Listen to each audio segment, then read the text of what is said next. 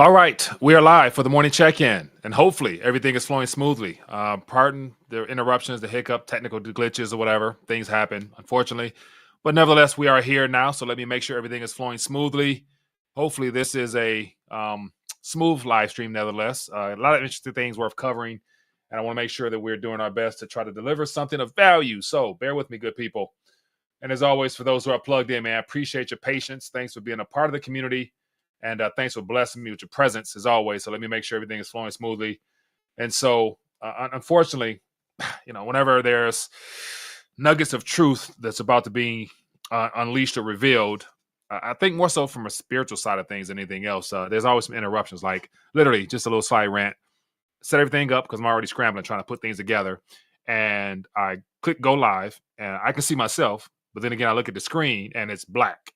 So it's like, I've never experienced that before, but I'm not going to complain. Just keep pressing forward and do the best I can to deliver some information. And of course, we're going to start off with some good news, relative news in the markets, and then the main story, which happens to be around the Crown Prince deciding to ditch the G7 summit with a valid excuse, but nevertheless, in the same week that there's a lot of talks of the petrodollar agreement coming to an end and all the things in between. So once again, there has been no official statements, but then again, I don't expect to hear one plastered across the headlines.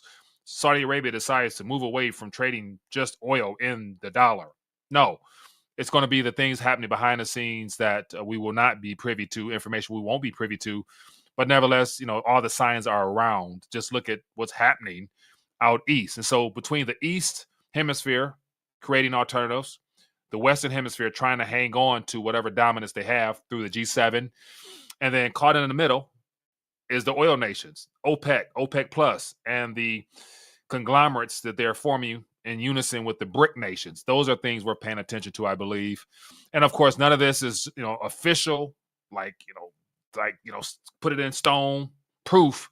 But then again, all the signs lead to a shifting away from the Western dominance and the current foundation centered around this instrument right here. So, all right, man, we're gonna get into a couple things here.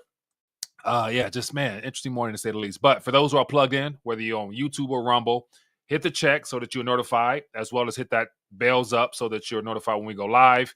That's just a good way to stay in tune whenever I go live or drop a little video.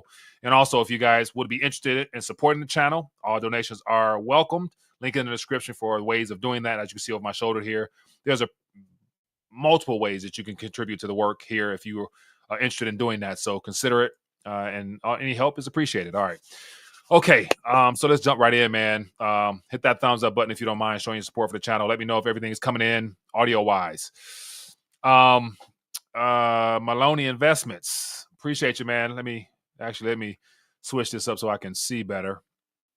Let me make this so that I can actually read the comments and others can as well. Let me get back to this main screen here. But Maloney Investment says, RTD, you called all of this years ago. This is crazy. Not that I necessarily called it, I would say, but just paying attention to all the things happening beyond Western media. Western media is designed to keep you dumbed down and distracted with entertainment and the latest gossip and rumors and stuff like that. If you just look at other events happening worldwide, you realize that things were already shifting. And, the whole rethinking the dollar concept came about 10 years ago. 2 months from now, 10 years ago is when I really began questioning, okay, the dollar is no different than everything else. Like, why are we living so good? And all those things like that, which led me down the rabbit hole of understanding the reserve currency and still trying to put together the pieces of the monetary piping, which is extremely complicated. But nevertheless, I try. And, just my educational journey has led me to question things. So just trying to stay ahead of the curve, man. But shout out for recognizing some of the work, man. And so Pablo Pina says, MBS didn't attend the G7. So I got some information coming on that real soon. All right, so let's get into it, man. I want to start off with some good news, and then we'll get into everything else, man. So as always, here's a little bit from the daily devotional today in reference to breaking down and decoding some of the word of God in relevance to our spiritual growth as believers in Christ, for those who are a part of the body, and for those who are not a part of the body, you're always welcome to join to shore up your salvation through Christ alone. Okay, let me zoom in here so we can get going, man.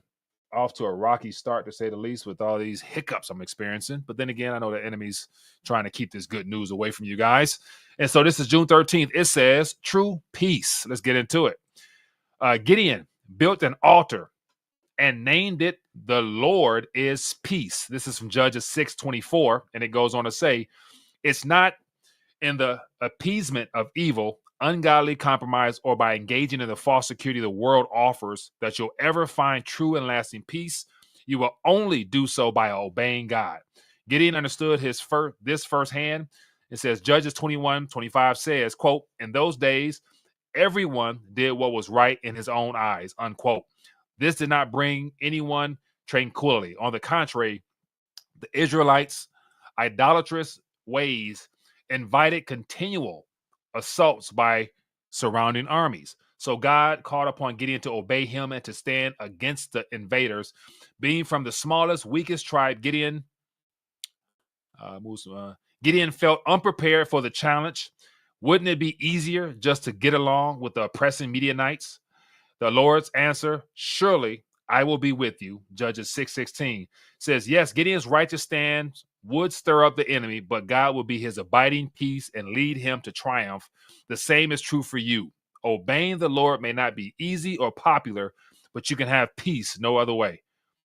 So stand firm in him and trust that he will be your place of rest. And then a closing prayer, if I can get it at the very bottom here. Maybe I won't be able to see the closing prayer. It says, yes, I can. Give me a second here. Shoot. Give me 1 second. Too many windows open. All right. It says, well, let me see. I maybe won't get to read it. But it says, "Lord, lead me. I will obey. I praise you for being my peace. Amen."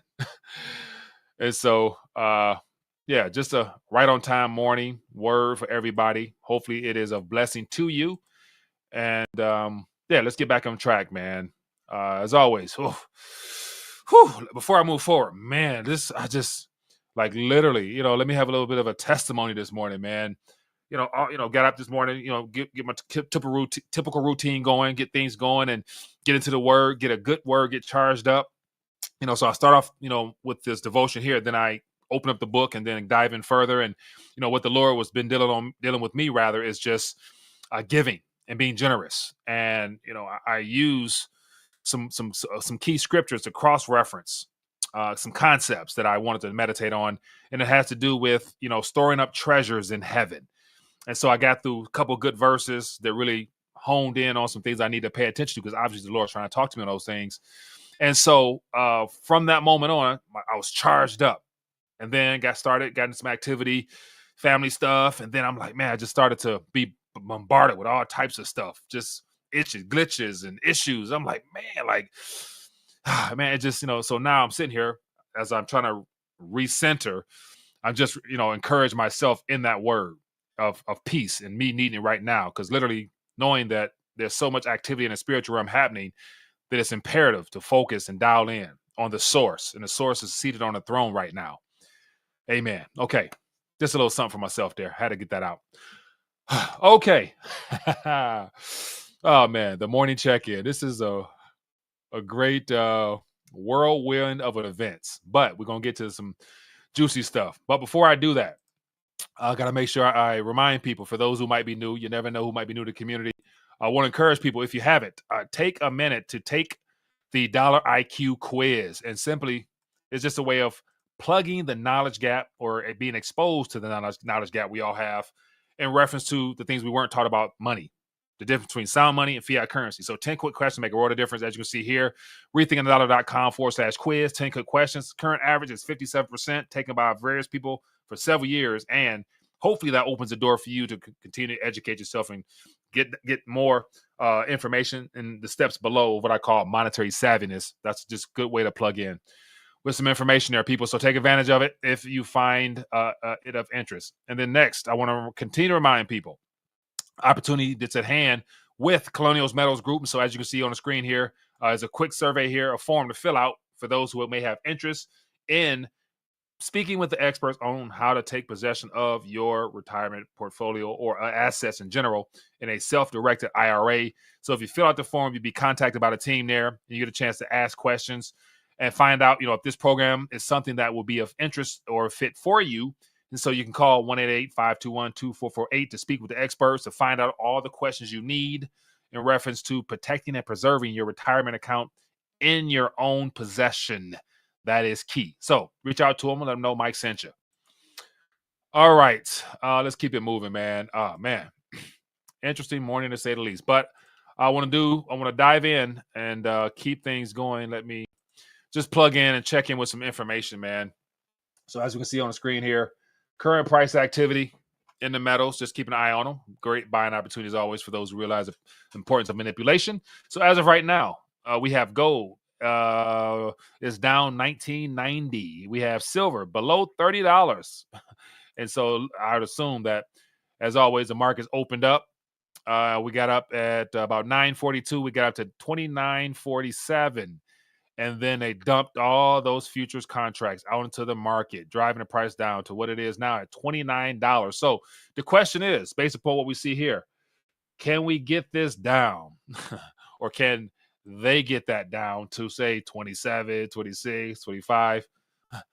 They probably can in the short term, but it's not real, because I'd imagine the spread between the Western price and the Shanghai Futures Exchange and delivery spot is probably, $3, $4, $5. So they're not slamming it down in Asia, in my opinion. So it just buys the Western bankers more time to manipulate as best they can. But for you who realize the importance of holding this stuff, it could be an opportunity. So just something to be aware of. Okay, keeping it moving. Let's just check in real quick into the current legacy markets, and in particular, let's check out the performance of the various sectors once my page refreshes here. And so let's just dial in real quick. So as of right now, markets are open, and this is what we have. And I'd rather look at, the short-term sector performance rather than just the numbers we're giving, because once again, S&P, NASDAQ, all these, metrics of stock valuations are at all-time highs. But then again, we all know it's bubble. But I'm more so interested in the sector that has to do with finances. So if I just zoom in real quick here, you can see what I see. This is what the current market activity look like. So as of now, we have, let me get my page here.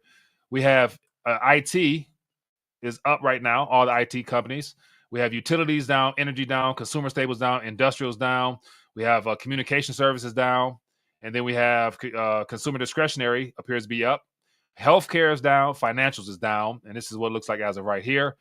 Down a little less than a point. Insurance, banks, healthcare, diversified, financials are down. So this is what's happening as of right now. As you can see over here behind me, which you may not be able to see, put myself over here. Then you can see what it looks like with a further breakdown. So as of right now, market's not off to a great start. But then again, I'm not really too concerned with that, just because I know it's a part of the manipulative practices by, Powell, based upon his, speech yesterday, calling out the White House about the possible bogus figures. So yeah, anyway, but that's not the subject of the day. Subject of the day happens to be around this past week's announcements, or not announcement, but suspicions of Saudi deciding to get rid of, or just not re-up the petrodollar system. So here's an article that let me go back here. Give me a second here. Here's an article that I had to look this up under the Wayback Machine, which is a way of referencing older websites, because this was taken down today or yesterday. So literally this came out Monday. And for those, of course, everybody here has been paying attention, but I thought this was a good little title here: Saudi Arabia's petrodollar exit, a global finance paradigm shift. And then it has everything to do with stuff we talked about. But, it says the financial world is bracing for a significant upheaval following Saudi Arabia's decision not to renew its 50-year petro deal with the United States, which expired Sunday, June 9th, 2024. Then it goes on to talk about some other things here. The lapse security agreement signed by the United States and Saudi Arabia on June 8th, 1974, established two joint commissions, one on economic cooperation and the other on Saudi Arabia's military needs, and was said to have heralded an era of increasingly close cooperation between the two countries. Okay, so based upon this information here, once again, this is all stuff that we talked about before, and it talks about the cross-border CBDC transactions with mBridge and stuff like that. So just more information here, but I just found this headline to be interesting, given the fact this is the week that supposedly all this is taking place, and we have the Crown Prince announcing yesterday. And this wasn't mentioned anywhere else, really. I think I shared this on the community tab, but to me, this is a major event because it happens to fall in the same 72 or hour time frame of this whole petro agreement. And so, where this is not proof that Saudi's backing away, all the steps that were mentioned in the article beforehand that we talked about before only just builds up a great argument and a great case as to why things are shifting, or relations between G7 nations and their dependence upon Saudi Arabia's leadership in OPEC to make the dollar the primary and only medium of exchange has shifted. And so, while I don't think the Saudi prince who's canceling his G7 summit attendance is directly related to the whole petrodollar deal, but it's just one more chink in the chain of control that the G7 nations has exerted over Saudi Arabia. But what this has more to do with, in my opinion, will lead to the next article that I'm going to mention, because I think this is a show of goodwill gesture that the Crown Prince is making, using an excuse such as, a Hajj, event that was already previously scheduled, as a way of showing face with his new partners in the Eastern Hemisphere, and in particular, one nation that happens to be buddies with China, and that is Russia. And I'm going to explain why that is in one moment. But real quick, to give you the nuts and bolts of what this is about, let's just jump right into it. And so it says, let me make this clear here. Saudi Crown Prince cancels G7 summit attendance due to Hajj commitments. Okay, what exactly does that mean? Saudi Arabia's Crown Prince, let me see if I can zoom in. Yes, I can. Saudi Arabia's Crown Prince Mohammed bin Salman has declined an invitation. He's declined an invitation. So once again, I don't follow the geopolitical events, all that closely in reference to relationships and meetings and stuff like that beyond when Xi and Putin meet. I track all those, but declining a G7 event at this moment in time, which just seems suspicious, given the fact that we know the G7 right now is working towards something outside of all the proxy wars and stuff like that. They're literally trying to take Russian assets, and they want to confiscate them entirely, but they know they can't do that without causing a complete disruption in the Western Hemisphere as far as how other nations will perceive that act, because it's illegal. It's outright theft on top of all the other events taking place. So I think that this decline here of an invitation is a way to push back and to stand up against the idea that the G7 nations, led by the U.S. and the European nations, want to steal Russia's assets that they've confiscated and held hostage over the last 2 years. And so real quick here, just some more insights. It says he's declined an invitation to attend a communications session of G7 summit in Italy on Friday. So literally tomorrow, G7 nations are meeting, and the subject matter they're meeting on, amongst many, is the reason why he's declining, I'm sure. He sent a message to Prime Minister Giorgia Meloni, thanking her for the invitation, but said he is unable to participate because of his obligations to supervise the work of officials in the kingdom during Hajj season. Says the prince noted the strength of the relationship between their countries and wished Italian authorities success in hosting the summit. Okay, so that's his cover, and sure, it could be valid because there probably is an event taking place where his presence is needed. Sure, but how about the fact that not only are G7 nations meeting for communication's sake, but one of their primary topics will be is G7 leaders agree to unblock $50 billion for Ukraine by the end of 2024 France. And so they're not outright going to steal the $300 or so billion, but they're talking about using the interest that those funds have gained over the last couple of years or periods, they're going to steal the interest and then take the interest, give it back to Ukraine as a part of the money laundering slush funds that flows through Ukraine into Western pockets and Western military industrial complex. There's so many people with their hands on Ukraine, in Ukraine, that it's not going to help the Ukrainian people if that was something that they're trying to sell us with. But so my suspicion is that the prince declined to attend using a cover of a Hajj agreement or Hajj, event, because they're talking about stealing interest from Russia, and Saudi Arabia's presence there alone would signal that they're in compliance with, or they're okay with, this type of activity happening. And clearly they're not, because all the deals that have been signed between Saudi Arabia and Russia, because now Russia has stepped in as one of the sources of security for the nation, providing military aid as well as military armory, to where the whole idea of the military complex supported by the West for Russia is considered null and void at this moment. And so here's a little information here that you won't hear plastered across the mainstream news either, and how this relates to possibly the Saudi event. It says group of 7 leaders have agreed to provide Ukraine with $50 billion via the use of frozen fund assets by the end of the year. The French presidency said on Wednesday, "We have an agreement," a presidency official said ahead of a G7 summit in Italy on Thursday, that will focus on backing Kiev's fight against Russia's invasion. G7 leaders have aimed to agree on a deal using profits from the interest on the 300 billion euros of frozen funds, the central bank assets, to help Kiev, using the profits as collateral for a loan of up to 50 billion. So literally taking 300 billion that belongs to Russia, which has been frozen, using that as collateral for a way of spending off $50 billion to then return that to Ukraine.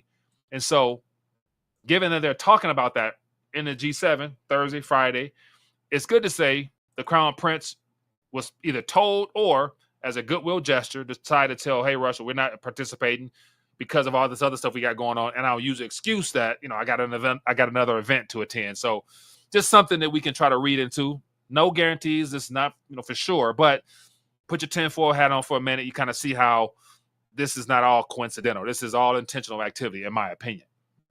Okay, but it doesn't stop there. So if we were to look even further, we know that the U.S. has been trying to buddy up with Israel, with Saudi Arabia, and in helping Saudi Arabia establish the agreement, or the Abrahamic Accord stuff with Israel, well before all this stuff kicked off in October 7th. And so it looks like the U.S. somehow, some way, might still be trying to show signs of please don't do this. Let's get back, let's get this together. We can make amends and we can adjust our agreements. Let me try to help you get back and get relations with Israel to create that peace accord, whatever. So here's an interesting article that I came across. This just so happens to be all related to the whole current events happening in the Middle East, because Middle East is a hotbed, 100%. And of course, Israel is at the centerpiece of that for a variety of reasons. But this came out on June 9th. It says Biden to offer Saudi Arabia treaty in exchange for official ties with Israel. And so here we got Biden, the prince, and Netanyahu all on the same screen here. And so it says the White House is prepared to roll out a plan that will make Saudi Arabia a Japan-style ally in exchange for a new official ties between Riyadh and Tel Aviv. It says while the Biden administration has invested substantial effort to get the deal inked, it is likely dead on arrival because Saudi Arabia refuses to normalize with Israel unless Tel Aviv agrees to the creation of a Palestinian state. So just the whole idea of the U.S. trying to be the centerpiece for peace in the Middle East is of concern.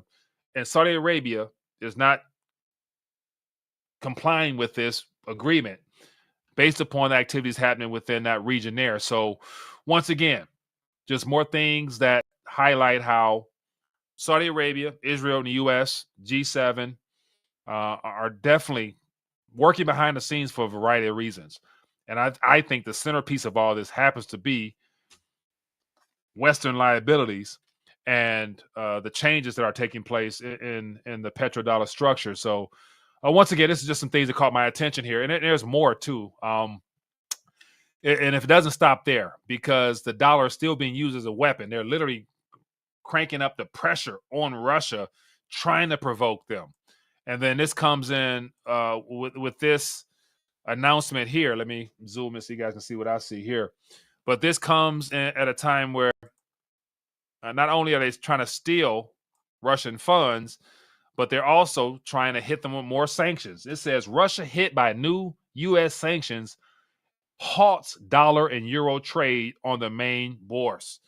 And so it looks like, according to activity that was done yesterday, another round of sanctions that further tries to cripple the Russian economy at the time where their economy, as I mentioned the other day, is a lot stronger than the Western media would ever want us to believe. And so how will Russia respond? You are forced to respond by literally continuing to minimize the role of dollars and even euros in your country because it's a liability to you as a nation. So real quick here, it says new U.S. sanctions against Russia have forced an immediate suspension of trading of dollars and euros on its leading financial marketplace, the Moscow Exchange.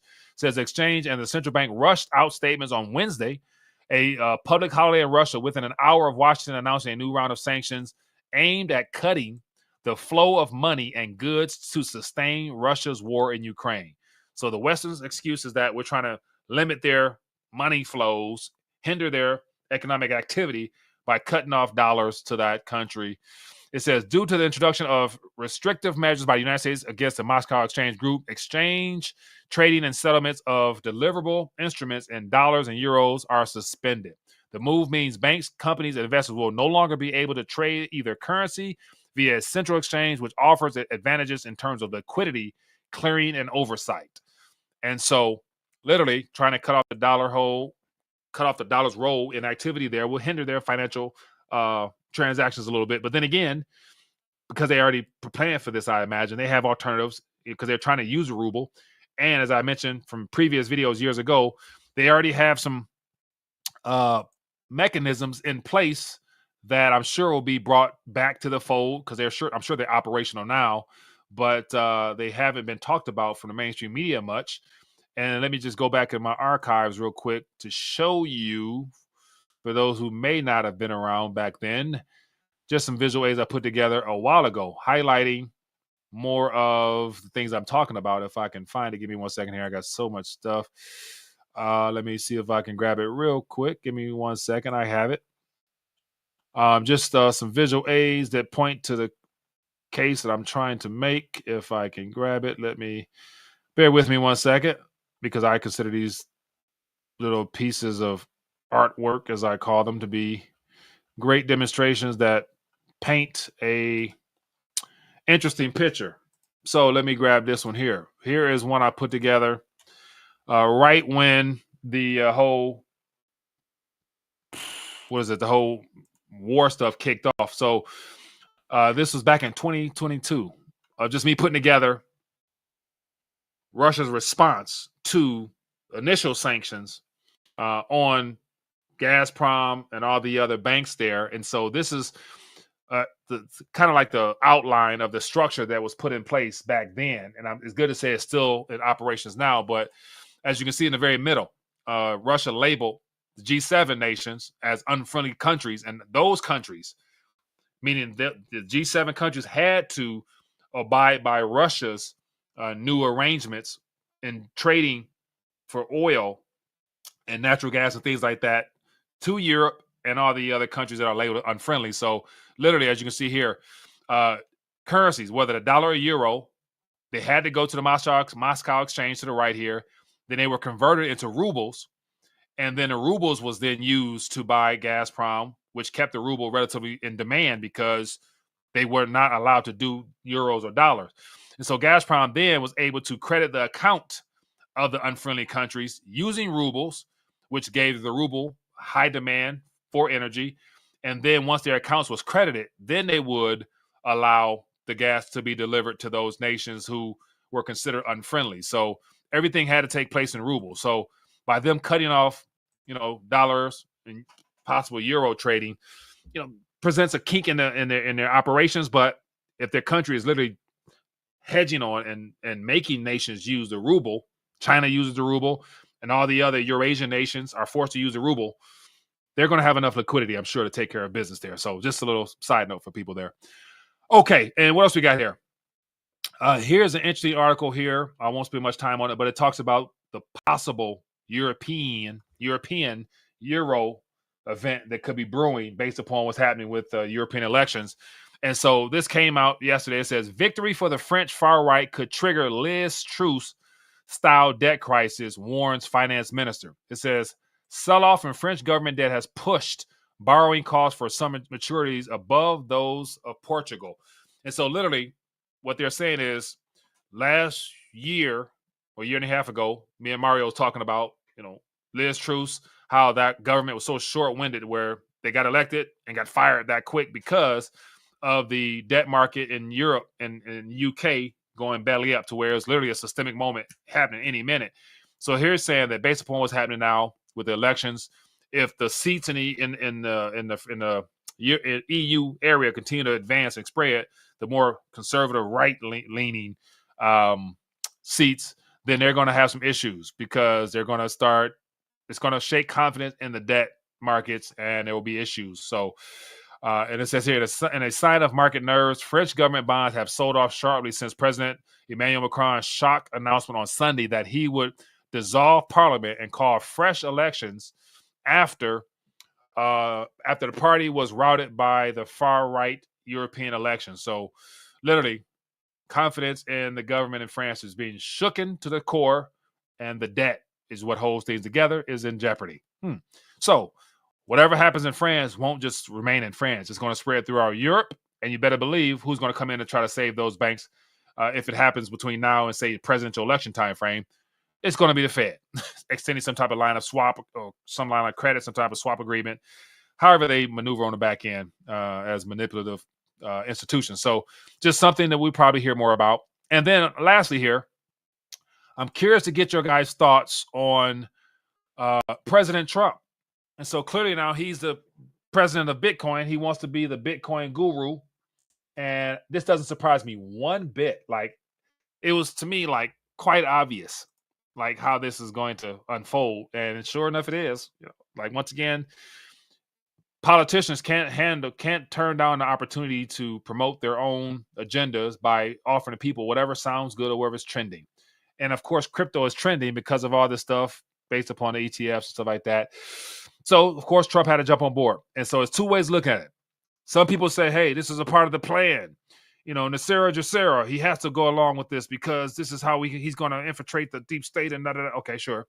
And then the other one is like, perhaps he's a spokesman for the so-called establishment deep state as a cover to give the people hope and that he can get things back on track by making America great again, whatever that means.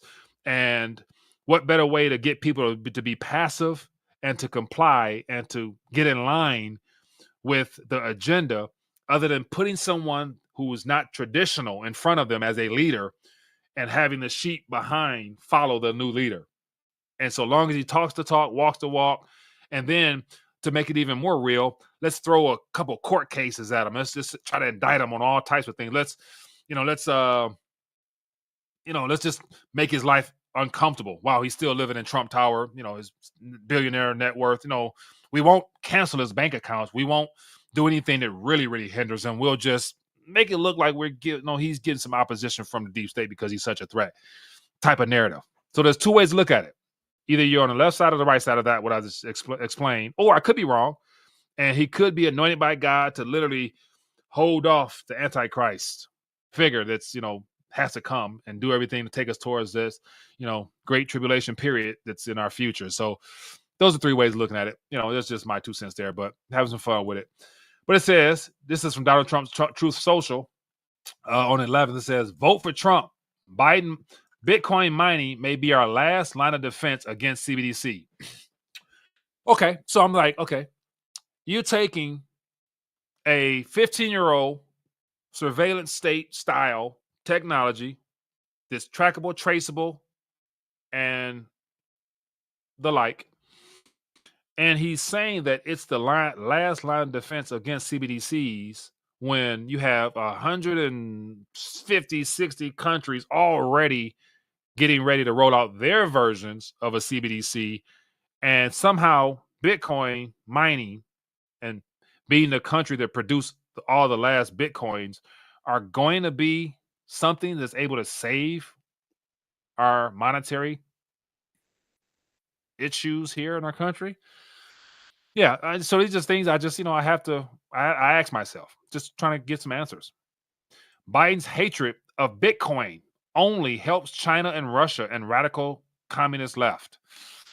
Biden's hatred. So now we had, you know, a tug of war between Bitcoin amongst the only two president or two of the three presidential candidates, because now RFK, he was the first one out saying that, I'm going to make sure I add Bitcoin to the Federal Reserve, to our Treasury balance sheet. Okay, so now all three presidential candidates, Biden, Trump, and RFK, are all Bitcoin advocates. And just the skeptic in me, man, forgive me. I know I got people out there who gonna be like, Mike, man, yeah, I know they're there. But just if you just take a minute and just zoom out and try to get the 1,000-foot viewpoint, when I know, maybe you don't know, I know that there's no such thing as coincidences in the midst of historical events that are taking place for humanity. Like the things that the world is experiencing right now is happening in every single country. So it's not just about the U.S. issues. This is a globally systemic occurrence happening here. And it's all centered around, let me just find another little visual aid for you to highlight my point here if I can. Give me a second here. Because I have, let me grab here. Let me see what I can find for you guys real quick here. I just love being able to grab things. Yeah, I love all my little, I got a couple of them here. All this is happening at the same time. Mankind is experiencing some of the most earth-shattering, financially problematic events. And we're supposed to believe that all of a sudden now, like all these candidates have come to their senses and realized the crucial role of Bitcoin as a medium to save us. And that's where I always, question everything, believe nothing. And so when we look at this visual aid here, it's just something I love to bring up because we're at a turning point for humanity where the current reserve currency status is in question. And so I have up here the waning days of the petrodollar. And this goes into stuff I just talked about earlier and all the nuggets that are being dropped to show us that it's inevitable that the current reserve has to change. And the U.S. dollar is not going anywhere. It's going to be around because it's our national currency. It's being rebranded.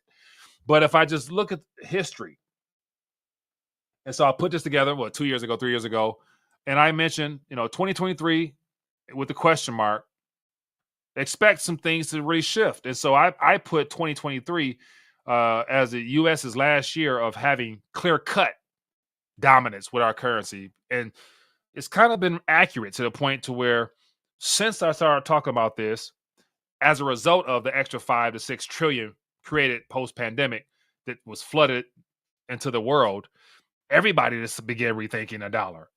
Nations beginning to boldly proclaim their desire to diversify. And I'm like, this is what is at stake here. Not any of the other stuff that these guys are talking about. Because once again, a 15-year-old software protocol that is done by a fictitious character named Satoshi Nakamoto, it clearly can't be anything that's really going to save the day. But why are they using that as a cover?